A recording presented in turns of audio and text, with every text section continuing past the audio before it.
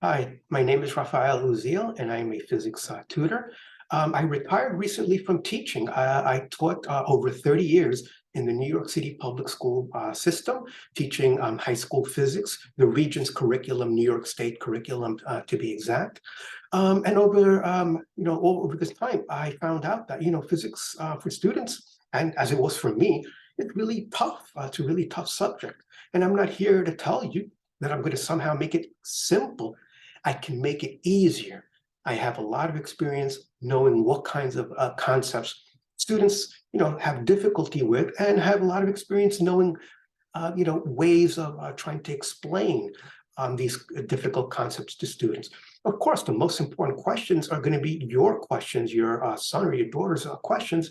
If you're interested and you would like to give me a chance, I'd love to see if we're going to be a good match. Okay, now that's pretty much it. What I'm going to do now is I'm going to give you a little sample of how I usually run the sessions. I use Zoom, and what I'm going to do now is I'm going to put up a screen, a share screen, and do a typical little problem. And here we have a problem where we have a 160 Newton force used to accelerate a 25 kilogram box on a level floor at 2.5 meters per second squared to the right. And in A, they're asking to draw a free body diagram showing all the forces that are acting on the block. Well, we already have what we usually call the applied force, which is the 160 Newton. We have gravity, which is the force of gravity, which is the weight. And since this is pushing down, there's got to be something holding it up. That's the normal force. Normal just means perpendicular in physics. It doesn't mean not weird or anything. Just means perpendicular to the surface. And of course, we also have a frictional force, which is going against the motion. Okay, that's FF for frictional force, normal force, gravity force, weight, and applied force. All right. In B, it says, what is the frictional force acting on the box? Well, Newton's second law of motion says F equals ma, a very famous equation in physics. But as I tell my students, it's misleadingly simple because it's not F equals ma, it's always F net, which means that you have to take into account all the forces that are acting on this object. Now, in this case, we have 4 forces, okay? But since we're only going to be analyzing this now in the horizontal direction, we don't have to worry about the force of gravity and the normal force for this particular problem. But there is one thing that we do have to take into account, which students often find difficult. It's that forces are vectors. Vectors means that they have direction. That's why we draw them as arrows. It matters what direction you are facing. How do we handle that when we're doing a calculation? Well, simply we choose a direction as being either positive or negative.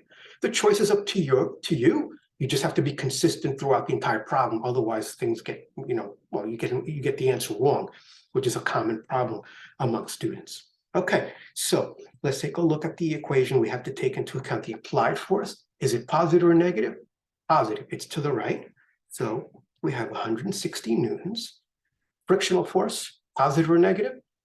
Negative, because it's going to the left, and we already defined east or to the right to be positive, equals mass. Mass is a scalar. There's no positive or negative for mass, so it's just 25 kilograms.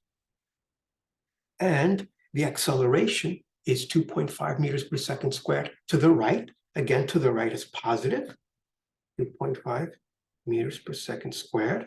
Okay, and that's pretty much it. So now we can just do 160 minus frictional force equals 25 times 2.5, which comes out to be, I calculated it before, 62.5.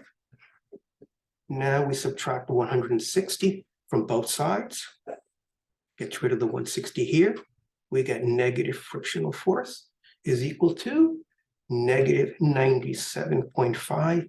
So the frictional force, our answer, will be 97.5 newtons. And to be really accurate, since these 3 numbers were given with 2 significant figures, we really should round this off to 2 significant figures, so 98 newtons. Okay, so this is just a sample of like the equipment that I use and kind of like what to expect. But of course, this was just me explaining a problem. The real idea is that you get a chance to ask me questions as I work the problem out to see what you're having trouble with, and even more important, it's to do the problems that you're having trouble with, not ones that I make up or that I just come up with. Okay. All right. I hope that this helps you make your decision, and hope to see you soon. Bye.